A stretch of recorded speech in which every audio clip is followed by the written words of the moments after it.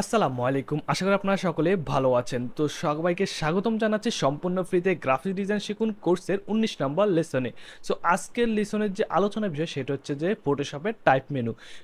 দেখবেন যে ফটোশপের একটা মেনু বার আছে উপরে, সেখানে অনেকগুলো মেনু বার আছে। এই সেম একই রকম টাইপ মেনু হচ্ছে ওই মেনু বারের মধ্যে একটা মেনু বার। সো আজকে আমরা মূলত হচ্ছে যে টাইপ মেনুটা আছে এটা নিয়ে সম্পূর্ণ বিস্তারিত একেবারে খুঁটিনাটি আলোচনা করব। যত অপশন আছে সবগুলো নিয়ে আমরা আলোচনা করার চেষ্টা করবো, এবং যেগুলো বাদ দেওয়ার দরকার সেগুলো আমি বল দিব, এগুলো স্কিপ করে যান, এগুলো দরকার নেই। সো আপনারা যদি পরবর্তী যে টিউটোরিয়ালগুলো আসবে সম্পূর্ণ ফ্রিতে গ্রাফিক ডিজাইন শিখুন কোর্সের এই যে কোর্সটা আছে, এটার পরে আপনার ইলাস্ট্রেটর আসবে, তারপর হচ্ছে ডিজাইনের কনসেপ্ট আসবে, কিংবা প্রফেশনাল ডিজাইন করুন, এই যে যাবতীয় যত ধরনের জিনিস আছে সব কিছু আমাদের এই যে চ্যানেলটাতে এটাতে আসবে। সো এর জন্য আপনাদেরকে কি করতে হবে, অবশ্যই শুধুমাত্র একটি ফ্রিতে, আপনারা ফ্রিতে করতে পারেন, এটার জন্য কিছু লাগবে, একটা সাবস্ক্রাইব করে দিবেন এবং পাশে থাকা বেল আইকনটা ক্লিক করে দিবেন, যাতে করে আমাদের যে পরবর্তী আপডেট বা পরবর্তী ভিডিও সেগুলো আপনারা খুব সহজে পেয়ে যান, জাস্ট একটা নোটিফিকেশনের মাধ্যমে। কারণ আমরা চাচ্ছি যে সম্পূর্ণ ফ্রিতে, যাতে করে সবাই বাংলার মানুষ যাতে সবাই ভালো কিছু শিখতে পারে। সো আমরা আর বেশি কথা বাড়াবো না, চলুন আজকের যে টিউটোরিয়াল বা আজকের যে লিসন নম্বর 19 আমরা শুরু করে দিই।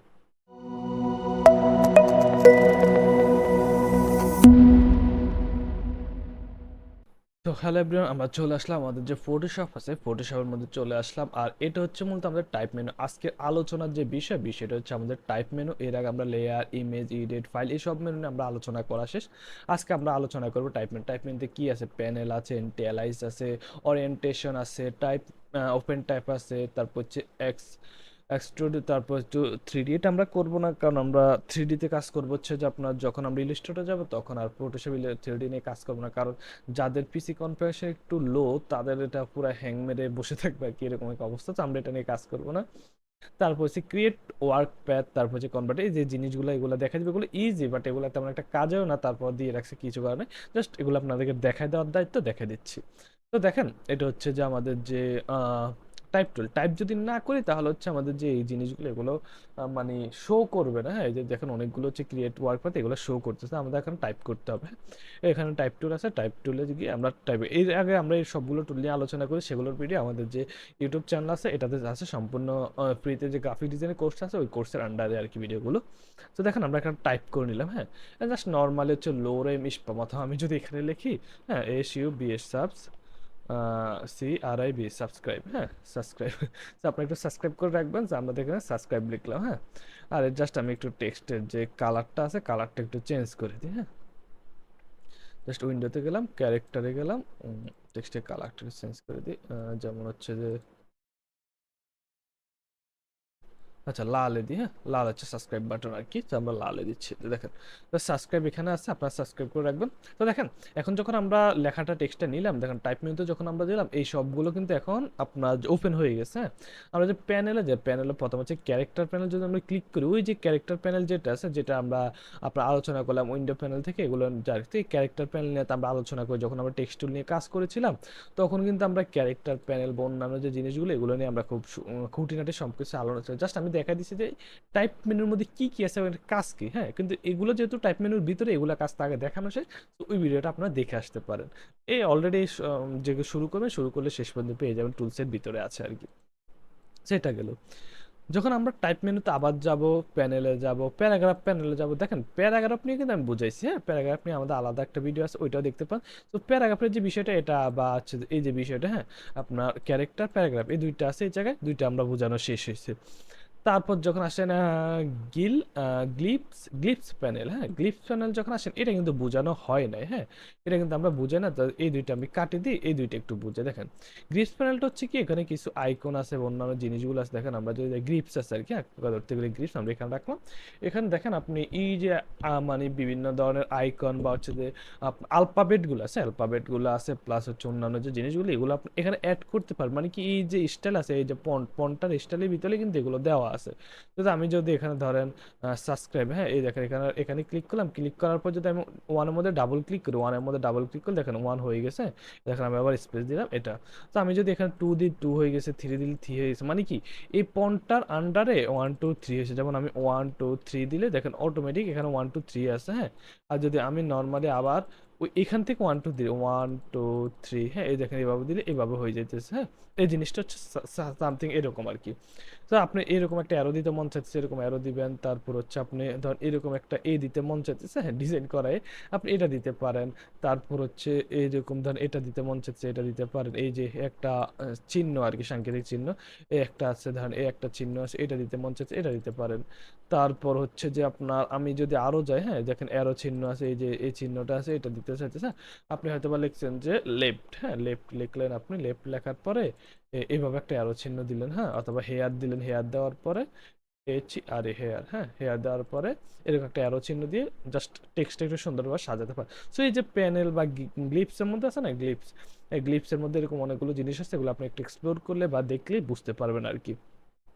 তারপর এটা গেল।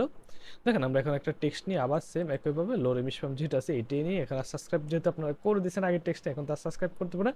এখন বলবো যে বেল আইকন ক্লিক করেন, হ্যাঁ, বেল আইকন, হ্যাঁ, বেল আইকনটা এবার আপনারা ক্লিক করেন অবশ্যই। হ্যাঁ, বেল আইকনটা ক্লিক করে দিবেন যাতে করে পরবর্তী ভিডিওগুলো আপনারা পেয়ে যান।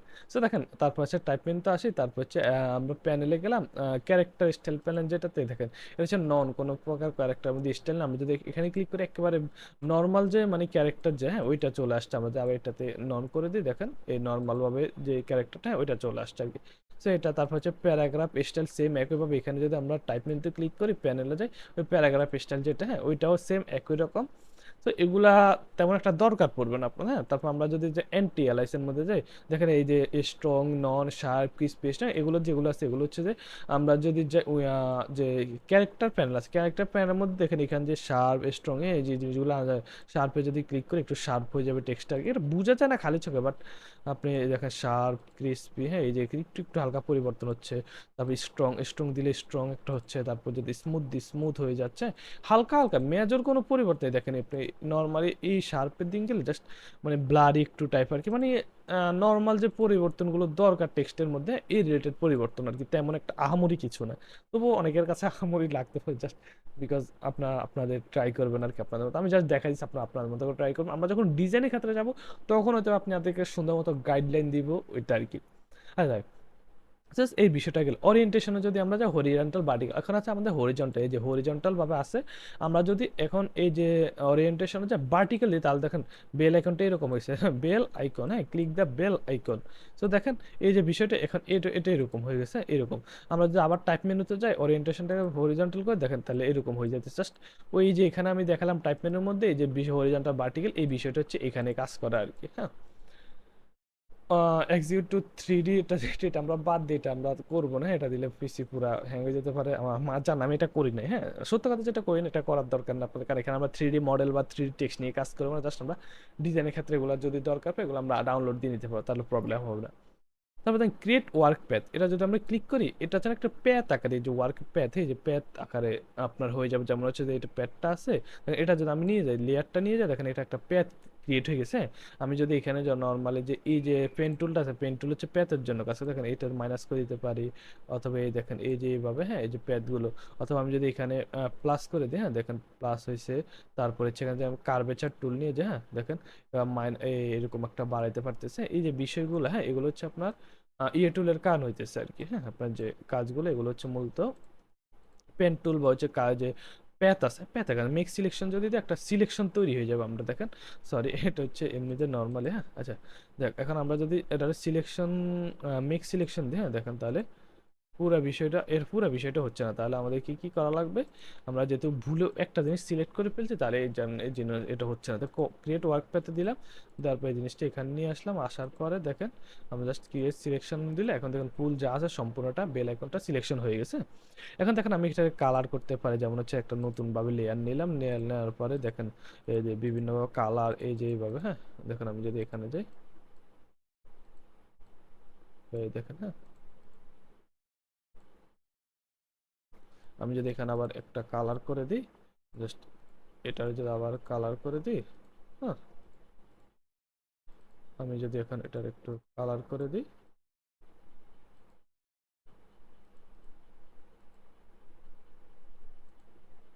জাস্ট নর্মাল দেখো, কন্ট্রোল ডি দিলাম, এটা চলে জাস্ট বেল আইকনটা আমরা সুন্দর করে ডিজাইন করে ফেলো। জাস্ট এটাই যে আপনার মানে যে প্যাথ আছে, প্যাথ রিলেটেড যে বিষয়টা, হ্যাঁ, এটা হচ্ছে এইভাবে এখানে ক্রিয়েট করতে পারেন যে টাইপ থেকে যে প্যাথ, আবার যে শেপ, কনভার্ট টু শেপ, এই শেপের মতন যখন আমরা যে একটা কোনো সময় যে আপনাদেরকে দেখাইলাম, এই একটা ধরুন আমরা শেপ নিলাম, হ্যাঁ, এই শেপটাকে আমি আবার এখানে কালার করতে পারি, দেখেন এইভাবে, এটা এইভাবে রাখলাম, এখানে আমি এটার কালার চেঞ্জ করতে পারি, হ্যাঁ, এই দেখেন কালার চেঞ্জ করতে পারি, পারতেছি কালার চেঞ্জ হইতেছে, অন্যান্য যে জিনিসগুলো ওগুলো করতে পারি। সেম একইভাবে এই যে বেল আইকনটা আমরা শেপে কনভার্ট করলাম, কনভার্ট করার কালার চেঞ্জ প্লাস অন্যান্য যে যাবতীয় বিষয়গুলো, হ্যাঁ, মানে শেপের সাথে করা যায় আর কি, একটা শেপের সাথে যদি করা যায় তাহলে দেখেন এই যে একটা আপনি যদি এরকম করতে চান, যেমন হচ্ছে নর্মালি হয়তো আপনি যে টেক্সটটা করতে পারবেন হয়তো বা এইভাবে হইলো না, না হইলে আপনি এইভাবে শেপে কনভার্ট করবেন, শেপে কনভার্ট করার পরে যদি দেখেন, হুম,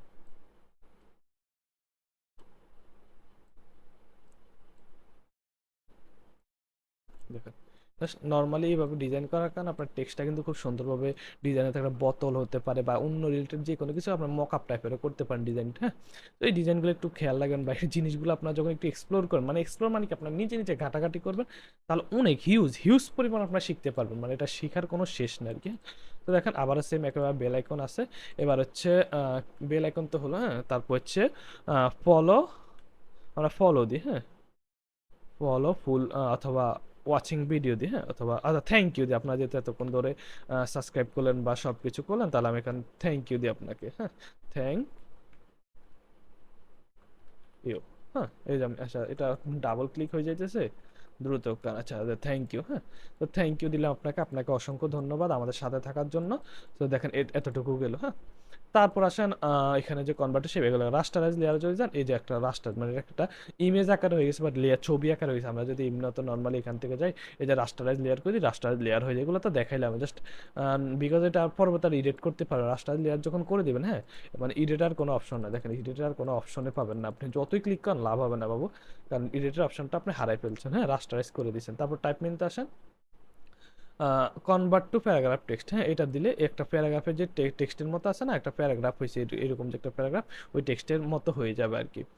তারপর হচ্ছে আপনার যদি ওয়ার্ড টেক্সটে যান, হ্যাঁ, ওয়ার্ড টেক্সটে যদি যান, তাহলে দেখেন ওই যে এখানে একটা জিনিস দেখালাম, আর তারপর অন্যান্য যে জিনিসগুলো, যেমন হচ্ছে আমি যদি আপনাদেরকে নর্মালি দেখাই, এই যে আমি এখানে যদি আপনাদের শেপ নিই, শেপের মধ্যে মেবি ছিল আর কি এরকম, আহ, এখানে নিলাম, নেওয়ার পরে আচ্ছা এই জিনিসটা হচ্ছে সরি, এটা আপনার ইয়েতে আছে আর কি, অ্যাডোবি ইলাস্ট্রেটর এরকম আছে, জাস্ট এখানে হয়নি, এখানে থ্রি ডি অন্যান্য জিনিসগুলো আছে, জাস্ট এটাকে আপনি কি করতে পারবেন, এই যে এখন যেভাবে আছে এইভাবে থেকে এইভাবে এখানে নিয়ে আসি, জাস্ট এটাকে বিভিন্ন অ্যাঙ্গেলে বা এই যে অ্যাঙ্গেল আছে, হ্যাঁ, অ্যাঙ্গেল অনুযায়ী ঘোরাতে পারবেন, বাট অত বিশাল কিছু করতে পারবেন না।